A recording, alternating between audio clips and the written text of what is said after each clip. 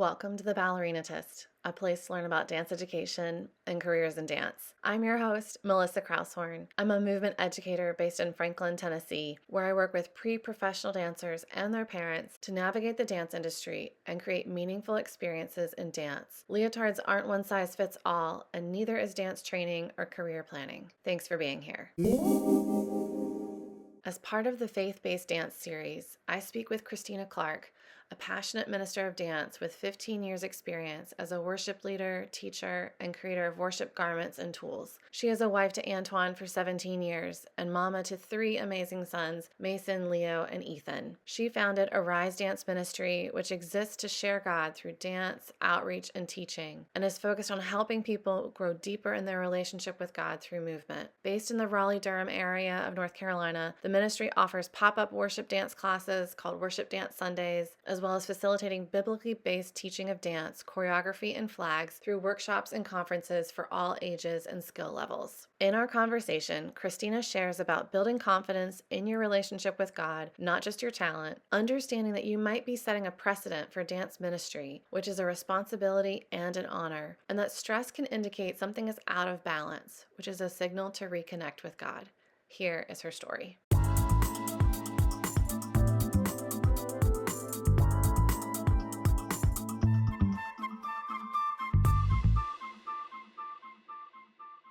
How did you craft your mission and philosophy to balance dance training within a ministry identity? It kind of just evolved over time when I sat down and thought about what am I passionate about?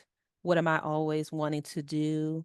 And how do I summarize it really to fit a business card? And so the 3 pillars of the ministry is dance, teach, reach.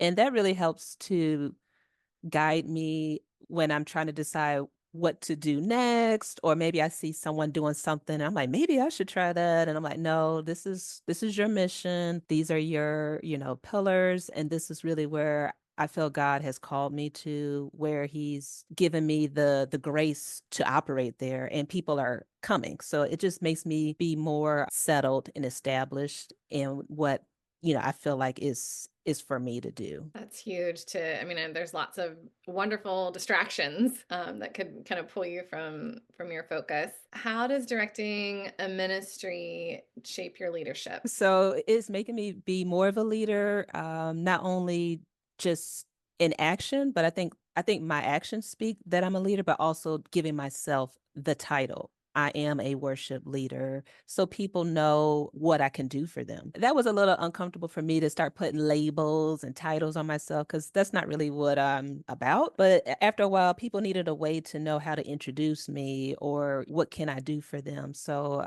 I do consider myself a worship leader and teacher. But yeah, it's really pushed me to be more out there, I would say, and comfortable being out there, which I was already out there, but now to really kind of position myself as an authority figure because people need to know who is real and who is not. It is, especially when you're working for yourself in a sense. Sometimes it's like, oh, I think I just gave myself a promotion, or like, oh, am I in charge of this? Yeah, I was like, oh, okay, yeah, I need to describe what I do a little bit more and who I am. You've talked about your pillars. What was Mhm. important to you when you began creating your programs? I feel that I'm called to help people who are new to dance. A lot of people who come to me have never danced in their life, or they used to dance and they stopped for some reason, and now they have a desire to dance for the Lord. So that's not an easy transition for some people to make because they want to be in dance ministry, but they don't know principles of dance. They don't know how to choreograph, but they are led by the spirit to move, but they don't really have a dance vocabulary, is what I call it. So sometimes they struggle to really move beyond maybe some basic moves.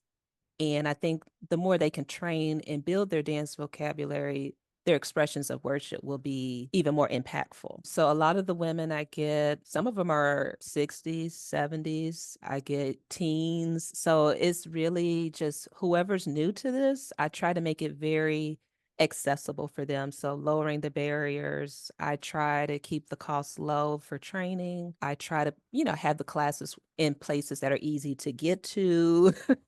So just things like that to just take away the barriers and the things that might cause them to back away from what they feel led to do. So I try to make it super easy. I send them like emails, before class, after class. So I just want them to feel encouraged and welcomed, and that this isn't like just for super religious people. Like this is for you, and you can do it, and we're all coming from different starting points, but I want to at least let them see what it is, and then they can decide if they're going to continue or not. Movement-based practices, the element of risk seems so much higher because you have to kind of do it to learn it and experience it. And then, people come in, and then when it's time to start or even to do some personal exploration, sometimes I've seen they're kind of like, oh, I just want you to tell me what to do. Or it's definitely like that personal level of commitment just to start is huge. So honoring that,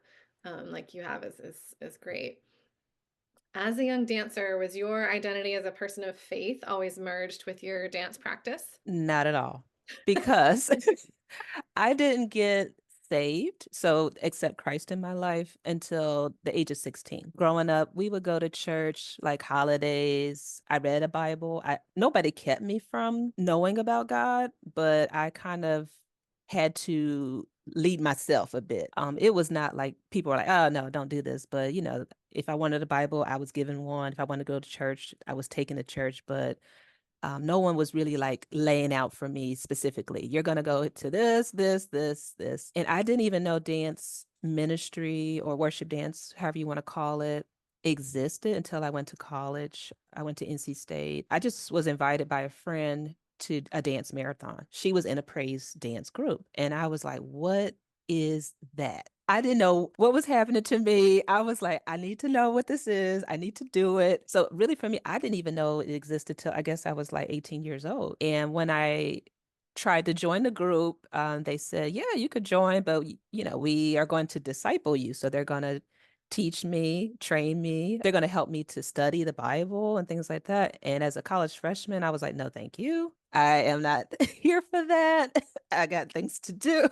And I just walked away from it, and it wasn't until maybe 5 years later I was back in a real church and I was just married. These dancers just came down the aisle dancing, and I was like, "Oh my God, they have that." And my husband's like, "What are you talking about?" I was like, "This, they have this." And I just joined, and I mean, I haven't really looked back since. That was probably 15 years ago at least. I'm just grateful I got the opportunity to see it, which is why I feel like it's important for people to be out there sharing their gifts, whether you share it online, at a program, at a studio. People need to see you dancing for the Lord, because then they won't know it exists, that you can even do it. And then now I'm here to help people understand, okay, how do I, really like get into this? How do I make this a part of my life? Not just an activity, but how does this transform me?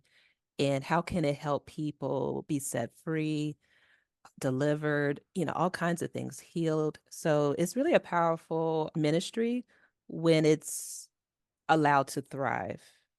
Sometimes we get kind of pushed in the corner, or there's not enough time for dance, but where dance ministry is really allowed to thrive, you see a lot of transformation, not only in the dancers, but the people we minister to. You've alluded to this a little bit, but what have been some challenges leaning into making space for a dance ministry? Ooh, many.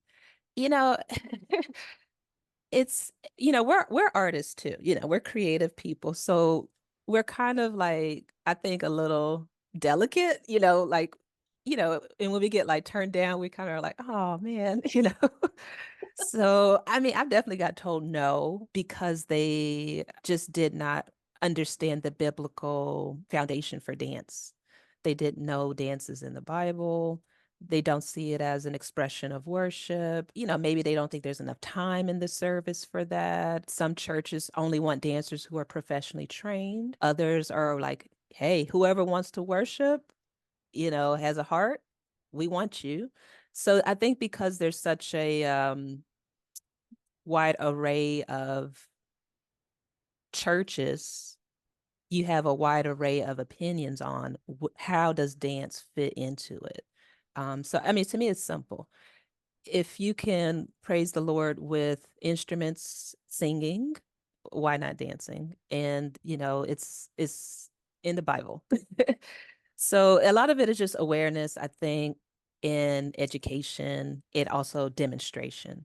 So sometimes going in and doing dance in places where they don't really have it, or maybe they're thinking about getting started. So sometimes I come in and do a workshop and I teach the biblical foundation of dance. I talk about different types of dance. What is the lifestyle of a minister? Because really what we're here to do is serve. And we serve through our gift of dance. It's pretty simple, but people make it very complicated, which we tend to do in religion. But I really try to keep it simple. And whenever I get the opportunity, I take it very seriously because if I do something out of order or without respect to the leadership of the establishment, or if I try to force my way in, like I'm coming in dancing, you can't stop me. That's not in the spirit of serving, for one. And two, you're going to make it hard for anyone to come behind you. So I think as a leader, you're also a pioneer and you have been entrusted by not only God, but by the leaders of that place to to do something. And that's an honor. So, we always have to be very serious about our invitations, but also really come in with boldness and having more courage and not worrying about, is this the right song? Do I have the right shirt? Did I pick the right flag? Like now at this stage, I'm just confident because one, have experience, but two, I just feel like I know that I'm hearing what God wants me to do. And even if I don't have a specific do this, I know that whatever I do, he's going to work with what I put forth. So that's kind of where I like to get people to eventually, is where they're confident, not in their talent, but in their relationship with God, that whatever they do, he's going to honor it. And if people don't get it, so be it. Keep it moving. But they saw it. So I know you saw all 5 minutes of that dance. And then I just move on to the next assignment. But it's taken time to get there, to be less concerned about being accepted, or did people understand the meaning of the dance. I've learned to do my best and, let God handle it from there. It is interesting, considering sort of the artistic process and the ministry process together. And, those are both very deeply personal points. Uh, Mhm. I can imagine your emotional maturity and spiritual maturity to balance that is a lot, to just help people keep moving forward. What have you learned about yourself in this role? That I'm more than just a dancer. I had reached a place where I was like, particularly with COVID, Well, when I was in certain churches as a member, I was allowed to establish a dance ministry for young people. And I did that for a few years. And, I really appreciated the opportunity to do that and to pour into those young people's lives. But I was still missing my own ministry. Like, it's just different when you're doing it yourself versus teaching. Once we kind of were at home, I just started doing worship at home, like dance at home. And I just decided to put, my phone and record it.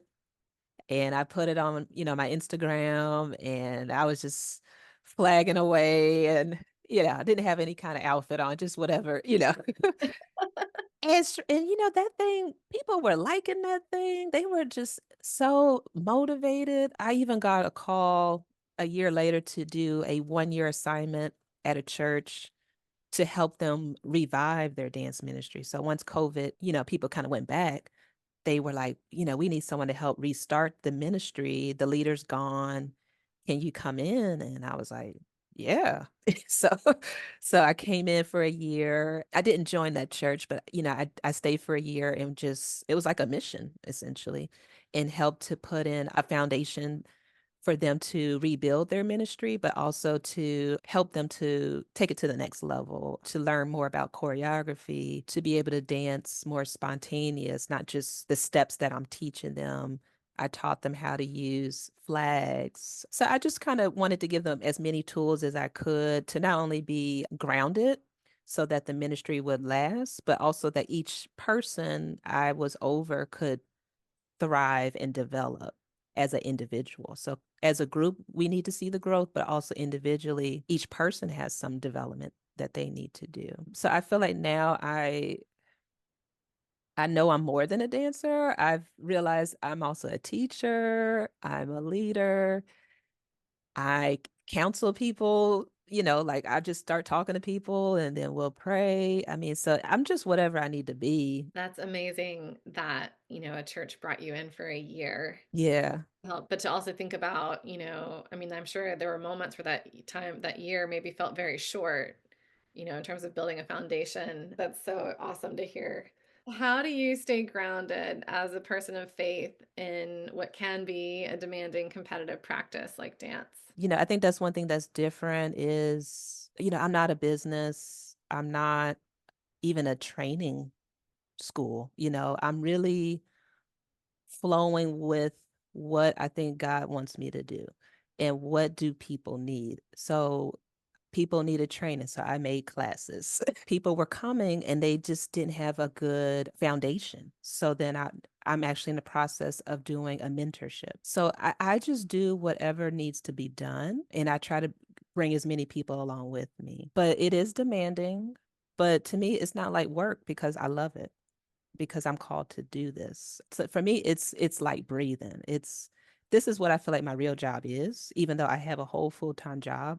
I'm in marketing, but I can't wait to log off to, work on something for my ministry or like tomorrow I'm teaching a flags class. So for me, it's not work. It's barely practice. I mean, we do have practices, but to me, it's like the best thing. So I don't feel like too stressed about anything. And if I am stressed, then that means I'm out of balance, that I need to take some time off, have maybe a little retreat, or, I just need to, I'm doing too much on my own. So that's when I realized I need to reconnect with the Lord because you can pour out a lot when you're leading and teaching. And so you got to fill yourself back up.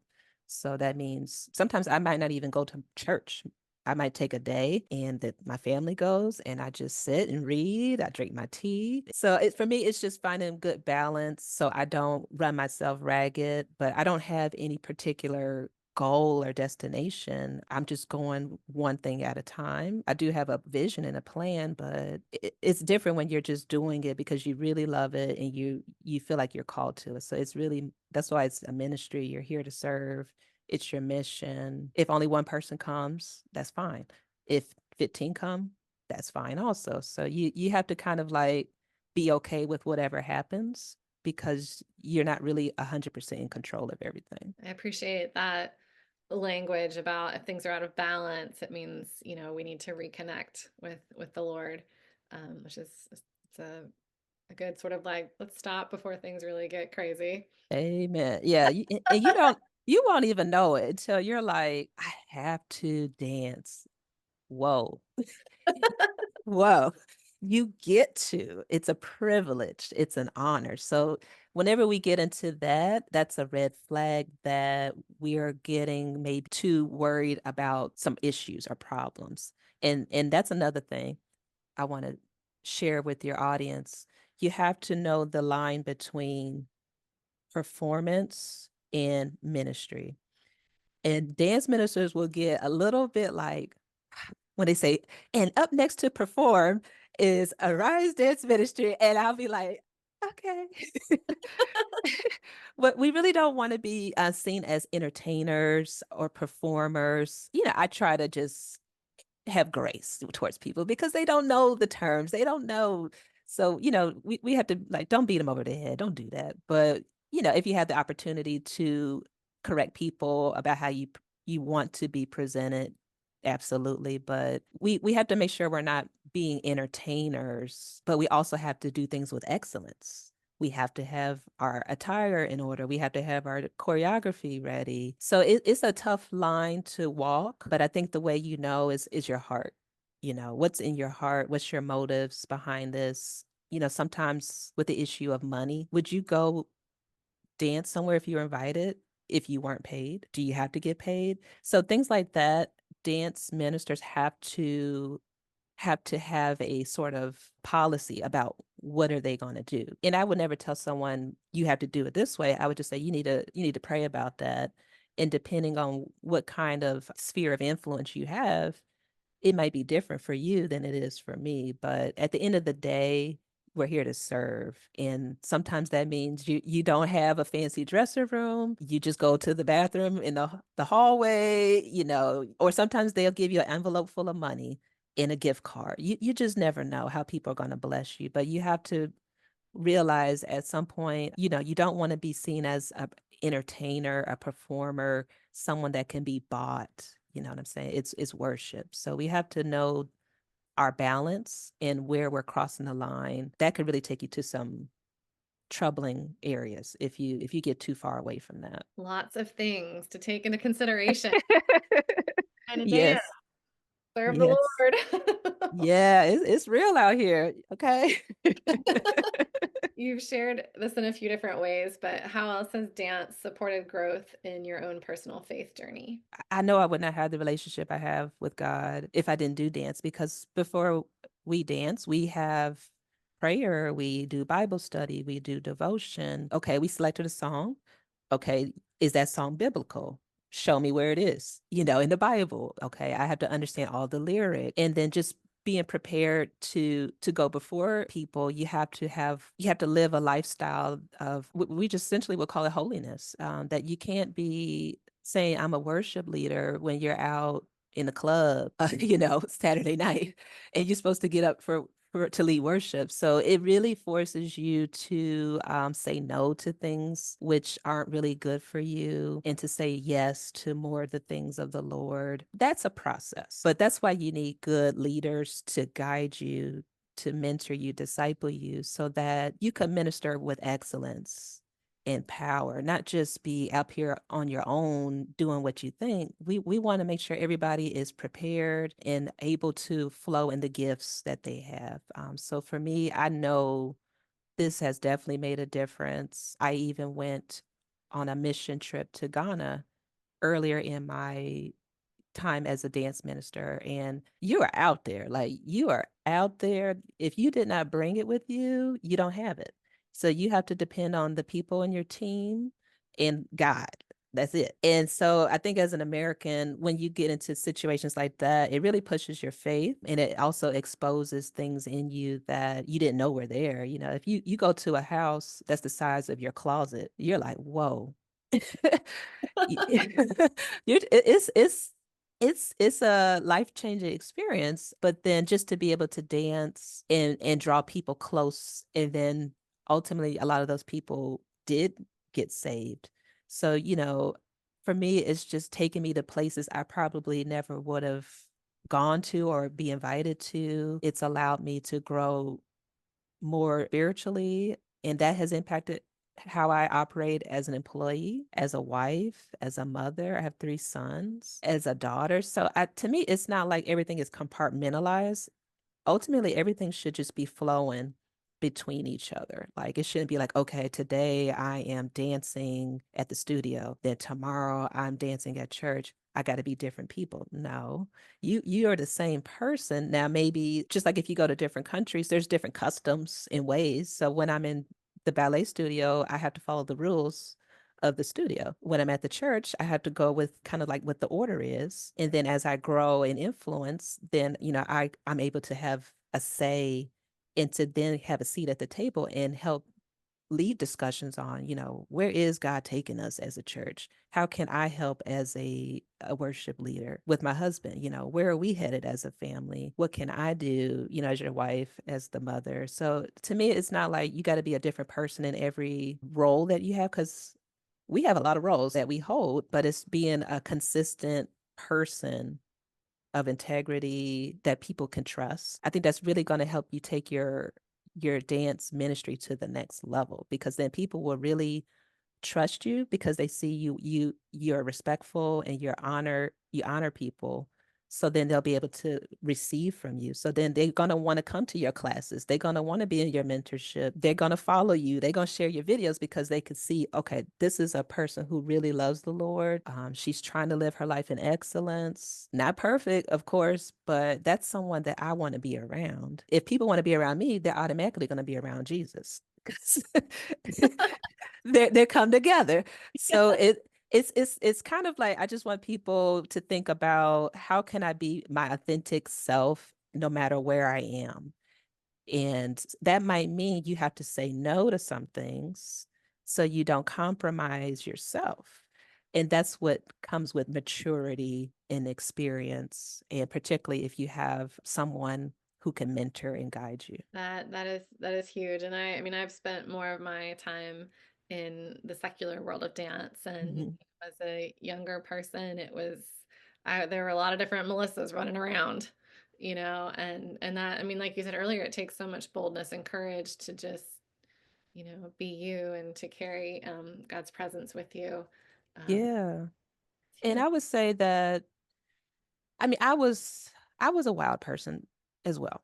We all have things we did that maybe we're like, I wish I didn't do that. Even in those things, you can learn from it. I spent time I did modeling, I did cheerleading, and I learned things. I learned how to have stage presence. I learned how to get retail stores to donate clothes for us to model. I learned how to be photographed. I learned how to put together choreography. So I would say don't just throw it all out like, oh man, I was in the world, like take what you learned, those skills, and use them for God's glory. Because that's what you're doing. You train to be a dancer. Where else you going to learn how to dance? You already know how to dance. You don't need to go throw it out. All you got to do is like, sometimes I call it like a filter.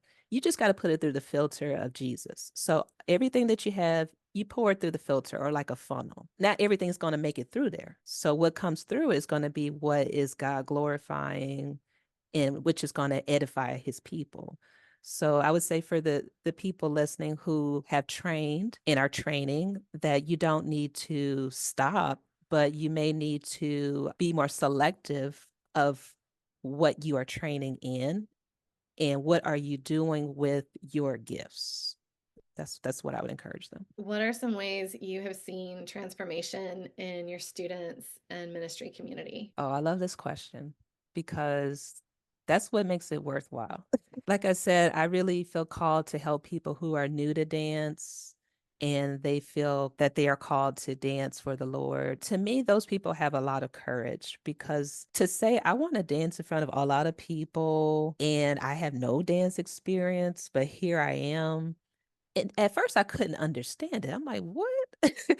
But with time, I've come to see that, man, they have a lot of faith. They have a lot of courage. And I have experience in dance and teaching and choreography. So I can just help them. They already have the heart and the will. They just need a little bit of training to get on their way. So that's really where I like to specialize right now. So when I get people who come to me, like, I mean, I've had women who are overweight, they're older, and they were told, "Oh, honey, you're too big." Some people have said they were told they were too dark. The things that people put on you, you have to kind of peel it off. So I'm really excited when I get to help people leave those kind of lies behind and really step into truth. When I get to help someone who's maybe starting a dance ministry at their church, so I'll kind of help them with more of the foundation things, show them where they can order some clothing, flags, and then if I get a video from them of like them doing their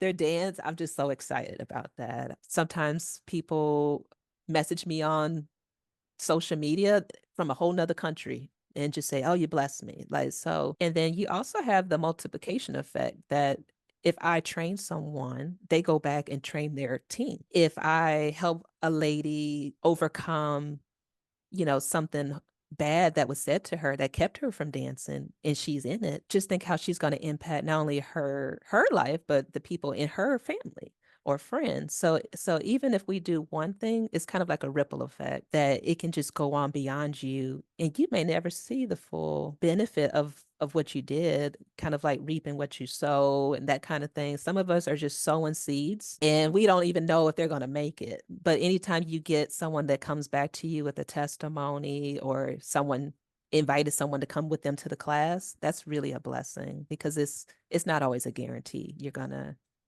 receive that. And I mean, I know for me, I still, think about things that, one of my first dance teacher ever said to me that's, been a good reminder for me all these years, and so yeah, we don't really know like what, we just have to keep sewing, and it might be years before that comes to be.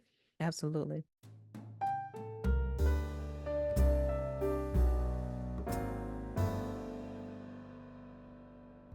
Thanks for listening to our conversation. Thanks for sharing this episode with a friend and for leaving a review. Takeaways from our conversation: clarity and simplicity will help people understand how they can work with you or how you could work with them. Christina talked about, can you fit what you do on a business card? So for her, that's understanding the pillars of her work: dance, teach, and reach. Christina also shared about how ministry includes discipleship. You may be the disciplee, you may be the discipler. But ministry is more than just putting together choreography to music. Christina also shared about balancing artistry and ministry. Being an artist is very personal. Walking with God is also very personal. And so maintaining that awareness of honoring leadership and being willing to serve however you can. And that might simply be to build a foundation. It might be to come in alongside someone and support them in their process. It might be to really challenge yourself and go to a very different area. Christina shared about ministering in Ghana and just how that really helped clarify the call to serve. You can learn more about Christina and Arise Dance Ministry at ariseworshipdance.com. You can learn more about dance education and career planning for dancers at theballerinatus.com. Until next time, friends.